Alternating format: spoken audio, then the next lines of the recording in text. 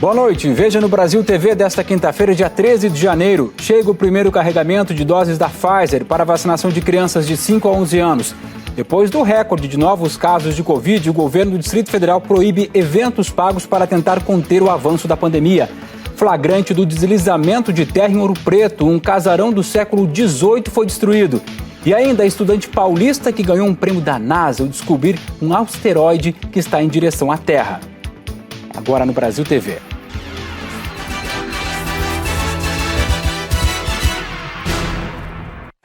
O primeiro lote da vacina pediátrica contra a Covid chegou hoje ao Brasil. Infectologistas reforçam que a vacina é muito importante para evitar casos graves em crianças. O Ministério da Saúde orientou que os municípios comecem a vacinação pelas crianças que têm comorbidades ou então que têm deficiência permanente. Mas as autoridades de saúde nos estados e nos municípios têm uma autonomia para mudar esse calendário. A vacinação das crianças aqui na capital paulista deve começar na segunda-feira, pelas crianças que têm 11 anos de idade. Isso se a cidade receber as doses pediátricas até lá.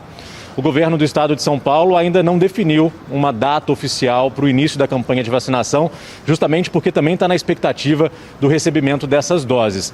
Elas chegaram hoje de madrugada no Aeroporto Internacional de Viracopos, em Campinas. São 1.200.000 doses que vieram num voo da Bélgica. E aí de lá elas foram para o Centro de Distribuição e Logística do Ministério da Saúde, que fica em Guarulhos. Lá nesse centro essas vacinas vão ser analisadas, controle de qualidade, de temperatura. E aí elas passando por essa análise, começa a distribuição entre os estados. Essa distribuição deve acontecer entre hoje e amanhã. O governo federal comprou pouco mais de 20 milhões de doses de vacinas pediátricas da Pfizer. E esses 20 milhões vão ser distribuídos ao longo agora dos próximos meses, até março. Para janeiro, a expectativa é receber algo em torno de 4.300.000 doses da vacina pediátrica.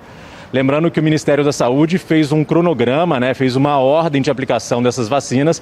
É uma sugestão começar para as crianças que têm comorbidades, depois passar para aquelas que vivem com pessoas com comorbidades e aí em seguida vacinar das mais velhas para as mais novas nessa faixa etária de 5 a 11 anos de idade.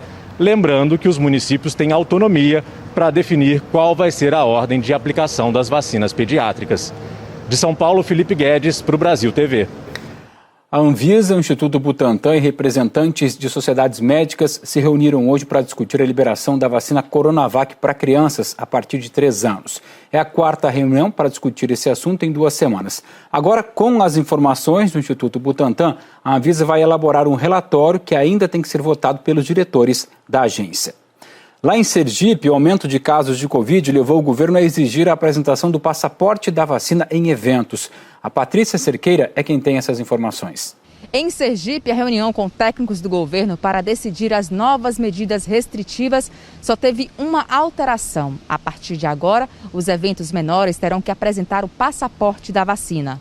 E o que levou o Estado a aguardar um pouco mais para optar por medidas mais duras foi o baixo número nas internações e mortes. Sergipe é o 3º estado do país com menor registro de óbitos e tem um total de 19 pessoas internadas em leitos de enfermarias e UTIs.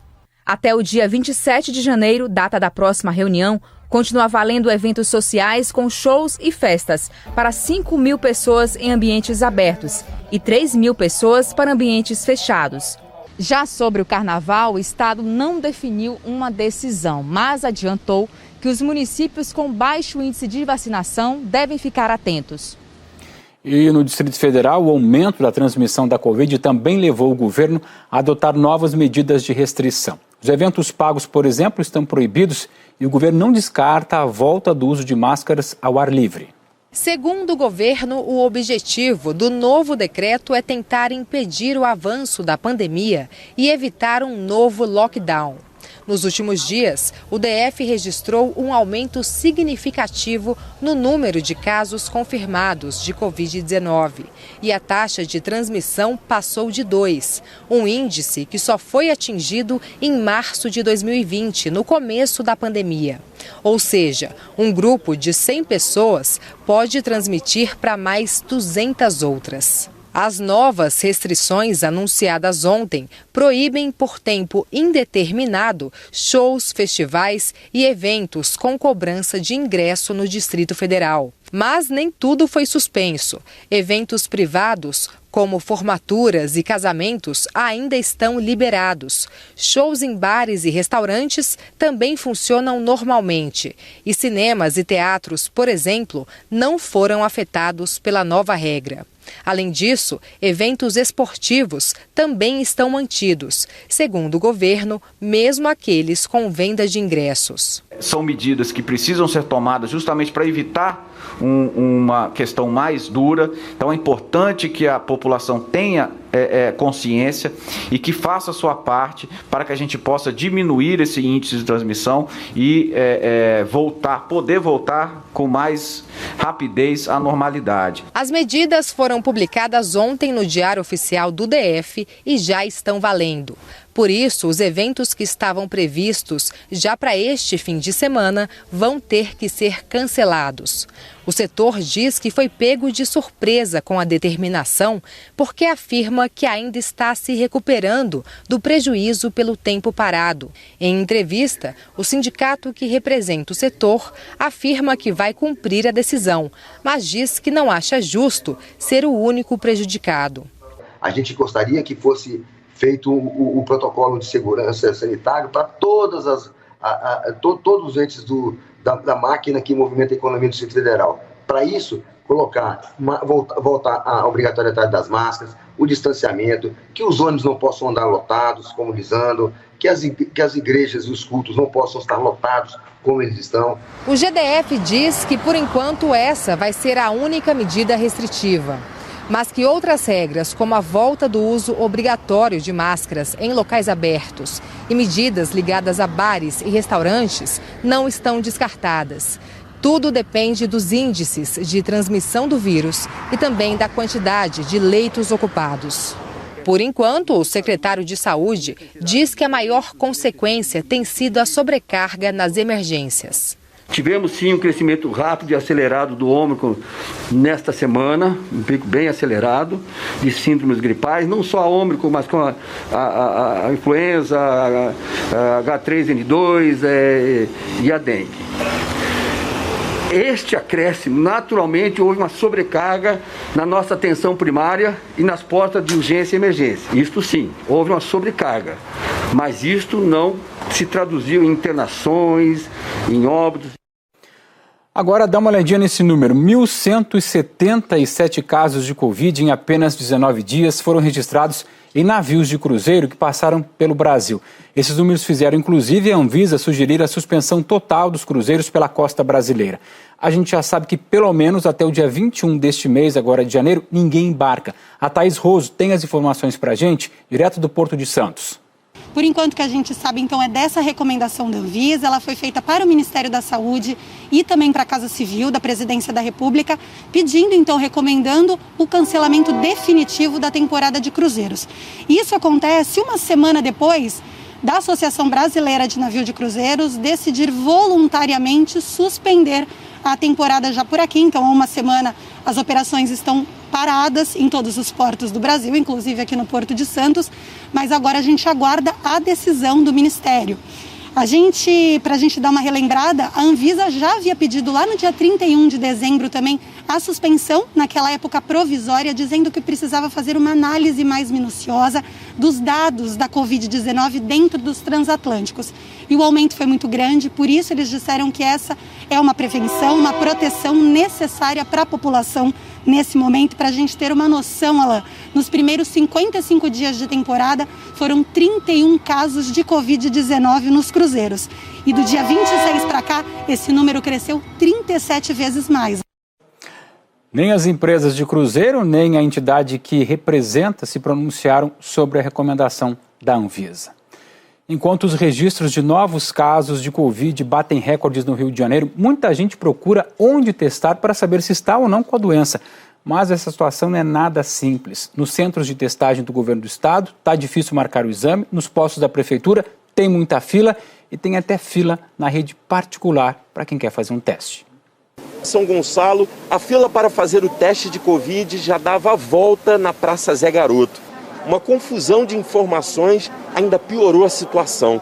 A fila, que sempre foi no centro de triagem, mudou para o outro lado da praça. O resultado foi a formação de 2 filas ainda de madrugada. Agora com 2 filas, ó, com 2 filas aqui, ó, tem uma fila lá, no portão azul, como vocês podem ver, 2 filas, entendeu? E agora de ontem para hoje vieram avisar que a fila não é mais aqui, que a fila é lá na praça agora. Aqueles que acordaram cedo. E o pessoal que acordou cedo. A prefeitura disse que iria atender a todos que estavam esperando. O governo do estado, que atua em complemento às prefeituras na testagem, disse que vai ampliar os polos. Vamos ampliar em São Gonçalo e vamos avaliar a possibilidade de ampliar também nesses centros já existentes. A equipe que está trabalhando já está ganhando experiência também na realização desses testes. O processo está um pouco mais rápido. A expectativa é que já na semana que vem a gente chegue em torno de 8.000 testes diários e aí espalhando também para outras regiões do estado. Quem tenta fazer o exame pela rede particular também tem enfrentado dificuldades. A Fernanda marcou para testar quando começou a ter sintomas de Covid. A mãe e o padrasto com quem ela teve contato testaram positivo para a doença. Hoje eu fui surpreendida com uma ligação do laboratório dizendo que estavam desmarcando o meu exame porque o laboratório está com falta de insumos, de material para fazer o exame de Covid. E a previsão de volta desse serviço de testagem para Covid é apenas para fevereiro. A Cris também está com sintomas e não conseguiu nem marcar. Hoje eu tentei que alguns laboratórios me atendessem em casa. Não consegui nenhum atendimento. Outras redes enfrentam dificuldade. O Conselho Regional de Farmácias disse que as unidades não estão dando conta da alta procura. O cenário epidemiológico atual pegou o setor de surpresa. Algumas grandes redes ainda têm, são testes que são feitos por agendamento, porque existe todo um protocolo a seguir dentro das farmácias. E tem outras que realmente, mesmo sendo grande, não tem mesmo testes algum. Hoje, os testes estão dando mais de 50% as pessoas testadas positivas. Na Tijuca, a falta de material para testagem fez as filas sumirem. A Associação Brasileira de Redes de Farmácias e Drogarias pede que apenas pacientes com sintomas procurem agendamento. A Reddor disse que está priorizando exames em pacientes com indicação clínica, internados e profissionais de saúde. A Associação Brasileira de Medicina Diagnóstica diz que a corrida por testes em todo o mundo provocou uma escassez de insumos e não há previsão para a normalização do fornecimento. A Abramed está propondo e recomendando aos seus associados que trabalhem no sentido de priorizar os grupos que terão acesso aos exames. Já existem alguns laboratórios, tanto no estado do Rio de Janeiro quanto nos outros estados, que já acionam para a falta do RT-PCR.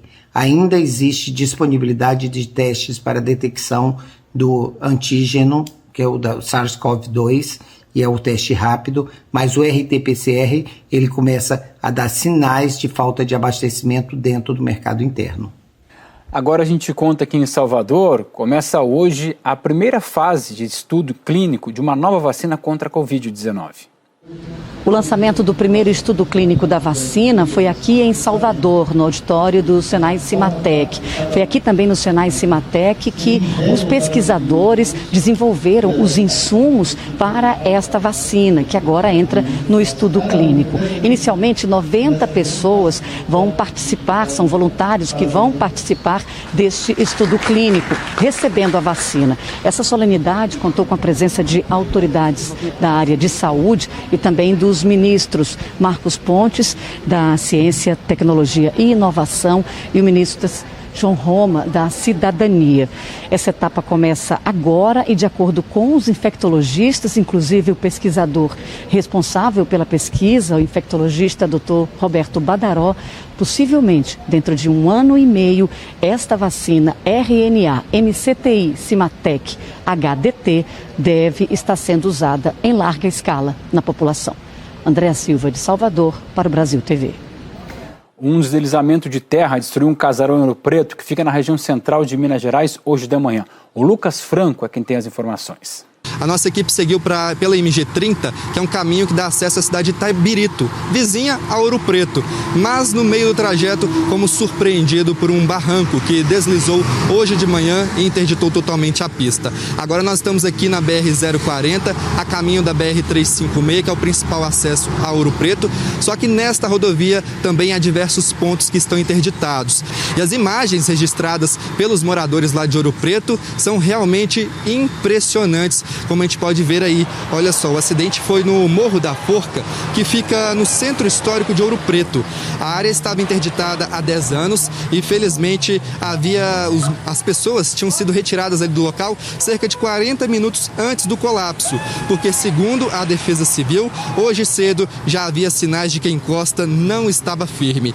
Alguns blocos de terra caíram e, por isso, os bombeiros, foram acionados. Por volta das 9 da manhã, a terra cobriu o casarão e também um depósito, que eram tombados pelo patrimônio histórico. O casarão, que pertencia à prefeitura, foi construído no final do século XIX. E essa situação de risco geológico não acontece apenas na cidade de Ouro Preto. Agora que o nível dos rios começou a baixar em muitas cidades, a Defesa Civil corre para vistoriar os imóveis que estão em área de risco. Se viu aí, que nossas equipes de reportagem tiveram dificuldades para chegar a Ouro Preto por conta das estradas interrompidas com aquelas chuvas e as enchentes dos últimos dias em Minas Gerais. Então você vai ter a cobertura completa sobre esse desabamento daqui a pouco no Jornal Nacional. Ainda sobre as chuvas em Minas Gerais, a gente vai te contar agora que essas chuvas fizeram com que nível dos rios subisse muito também em outro estado, no Espírito Santo. Cidades da região norte e nordeste do Espírito Santo, que são cortadas pelo Rio Doce, estão enfrentando o impacto dessa cheia. Olá, Marcelo. Colatina e Linhares sofrem com a cheia do Rio Doce. Famílias tiveram que sair de casa para fugir dos alagamentos. Em Colatina, o Rio Doce está cerca de 3 metros acima do nível normal para o período. Uma avenida importante e bairros da cidade foram tomados pela água. A boa notícia é que hoje o nível começou a baixar e, de acordo com a Defesa Civil, a tendência de queda continua. A situação também é complicada no município de Linhares. Lá o Rio Doce se mantém elevado, perto dos 6 metros. Famílias estão abrigadas em um ginásio da prefeitura e ainda há pessoas ilhadas em comunidades do interior. O Rio Doce nasce em Minas Gerais e essa cheia é provocada pelo excesso de chuvas no estado mineiro. Nós, aqui do Espírito Santo, continuamos acompanhando de perto essa situação. Gabriela Fardim, para o Brasil TV. No Pará, a cheia do rio Tocantins inundou parte da cidade de Marabá, que fica no sudeste do estado. A Defesa Civil informou que é a maior enchente dos últimos 20 anos no mês de janeiro. Carros debaixo d'água, animais ilhados e várias ruas alagadas. O nível dos rios Tocantins e Itacaiunas, que é um afluente, costuma subir entre fevereiro e março. Mas esse ano tem sido diferente. Essa rua onde nós estamos fica a cerca de 200 metros do rio Tocantins. E o único meio de transporte por aqui tem sido a canoa. De ontem para hoje, o nível do rio subiu cerca de 18 centímetros. Nessa região, falta pouco para a água chegar nos telhados. Para ter acesso às casas, somente pelas escadas. Alguns moradores resistem e preferem ficar até a água baixar. A condição que não dá para a gente sair é o jeito de ficar, né? A senhora não tem para onde ir? Não. Hoje foi dia de secar os documentos, mas a dona Maria perdeu muita coisa. Estou aqui no sol secando eles aqui, ó. Que a senhora conseguiu salvar, né? Consegui salvar, os que eu consegui, né? A cheia dos rios tem afetado o fornecimento de água nessa região. Aqui, por exemplo, a água que sai das torneiras está nessas condições. O nível do rio Tocantins está com mais de 12 metros acima da média. 1.700 famílias foram atingidas. Defesa Civil e Exército ajudam a retirar as famílias. Em vários pontos, placas de venda de imóveis. Cansa essa situação? Cansa demais, muito cansativo. Muito, muito. Todo ano? Todo ano. Teve 4 anos que não veio, né? Tava muito bom, mas agora, Jesus. Veja a seguir, 7 pessoas são presas numa operação contra fraudes em vendas de terrenos na zona oeste do Rio e também na região dos Lagos.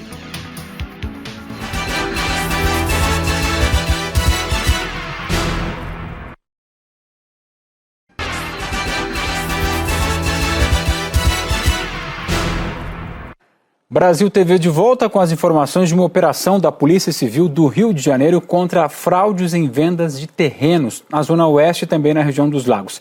7 pessoas foram presas e, segundo a polícia, era praticamente impossível saber que se tratava de um golpe, porque uma funcionária de um cartório participava da quadrilha. Os documentos de venda de terrenos em Cabo Frio pareciam ser realmente de verdade. Tinham até nome do suposto dono. Segundo a Polícia Civil, tudo confirmado em cartório pela escrivã Natália Maria Diniz Ribeiro. Só que os investigadores dizem que era tudo falso.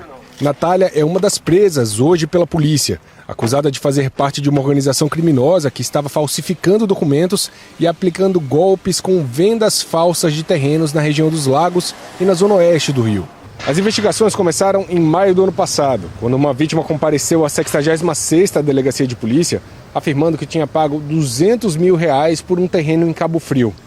O terreno, na verdade, já tinha um outro dono e a vítima descobriu que toda a compra foi um grande golpe. Essa funcionária do cartório, que era integrante da quadrilha, conferia toda a documentação e passava o ok para a vítima fazer o pagamento. Então, nesse momento, a vítima estava sendo ludibriada, sendo enganada em milhares de reais, achando que estava fazendo um negócio jurídico perfeito, que realmente estava comprando um terreno, quando na verdade ela está sendo vítima de um golpe. A Polícia Civil foi até um cartório em Botafogo para recolher material que será usado na investigação. Até o fim da manhã, 7 pessoas haviam sido presas. Entre elas, o homem apontado pela polícia e pelo Ministério Público como chefe da quadrilha, Pedro Gato Júnior. Os agentes também prenderam a mãe dele, Benedita Frutuoso, acusada de participar dos golpes. O Ministério Público afirma que Benedita fornecia seus dados para formalização dos contratos de compra e venda fraudulentos e permitia que a quadrilha usasse a conta bancária dela para a movimentação financeira do grupo. Ainda de acordo com os promotores, Benedita ia pessoalmente aos cartórios para formalizar as transferências de propriedade. Em Cabo Frio, a polícia prendeu Roberto Rosa Soares Júnior, Fernando Carlos Gaspar e Juarez Ferreira de Aquino Júnior. Todos vão responder por organização criminosa, falsificação de documentos e estelionato. Você vai conhecer agora uma estudante da Faculdade de Medicina da USP de Ribeirão Preto. Ela ganhou um prêmio da NASA depois que descobriu um asteroide que está a caminho da Terra, na direção da Terra. A Suzana Berberti é quem conta essa história pra gente. O que você enxerga quando olha para o céu? O que dava para ver da minha janela? É uma partezinha da minha cidade do interior e o céu, né? Foi assim, no meio da pandemia e buscando uma forma de se distrair enquanto se preparava para o vestibular de medicina da USP de Ribeirão Preto, que a Verena, aos 22 anos, aprendeu a olhar para cima de um jeito diferente. Ela fez um curso de caça de asteroides, que são corpos rochosos de estrutura metálica que orbitam em torno do Sol. Tem um telescópio lá no Havaí que tira imagens, né, do espaço. Eles me enviavam essas imagens em pacotes e, por exemplo, as estrelas, elas são estáticas. Então, quando tinha alguma coisa se movendo, eu via a probabilidade daquilo ser um asteroide através da análise numérica. Parece difícil, mas para ela foi algo natural, como se tivesse nascido para isso. Esse passatempo acabou virando coisa séria e rendeu descobertas importantes. A Verena encontrou 25 asteroides que nunca tinham sido identificados, e um deles é considerado de interesse pela NASA. Qual que é a importância desse asteroide específico, Verena? Eu descobri que existem classificações para os asteroides, e entre elas existem os asteroides considerados fracos, que é o caso desse asteroide que eu descobri. Os asteroides fracos, eles se movem mais devagar, e normalmente os que colidem com a Terra são asteroides fracos, então eles exigem uma monitorização pela NASA, que é o que vai acontecer agora para calcular a órbita, né, desse asteroide. O trabalho feito por ela dentro de casa foi tão importante que ela foi premiada no programa Caça Asteroides da NASA e do Ministério da Ciência, Tecnologia e Inovações. Participou da Semana Nacional de Ciência e Tecnologia e um céu de possibilidades se abriu para ela. Eu ia passar 2 dias em Brasília e acabei precisando ficar 8 dias. De tantos contatos que eu fiz, fui convidada para tantas coisas e acabei visitando a Agência Espacial Brasileira, conversei com o presidente da Agência Espacial Brasileira, visitei os ministérios, visitei a CNPq, conversei com o presidente da CNPq. Mas a recompensa principal ainda vai ver. Além desse troféu, uma das premiações é que quando tudo isso terminar, você vai poder escolher o nome do asteroide, né? Você já sabe o nome? Então, até sair documentação são muitos anos, mas tem um asteroide que eu já decidi com 100% de certeza que é o nome da minha avó, em homenagem a ela, né? E quem é essa avó? Olha, tô orgulhosa, muito orgulhosa. Que recompensa, né? A mãe dela e a Faculdade de Medicina da USP de Ribeirão Preto também devem ser homenageadas. Hoje, Verena é aluna na instituição, passou no vestibular. E para quem ainda inicia a jornada na universidade pública, a importância do investimento na ciência já é a principal lição. Tem uma coisa que pode levar o mundo, pode levar o Brasil, né, mais focado aqui no nosso país para frente, é a ciência. A gente está passando por um momento muito delicado nesse meio, né, que é a pandemia. E eu acho que agora está mais claro do que nunca quão a ciência é necessária. Por isso que temos que investir na ciência e não abandoná-la. O Brasil TV fica por aqui, te lembrando que outras notícias no Jornal Nacional às 8h30 pelo horário de Brasília. Boa noite e até amanhã.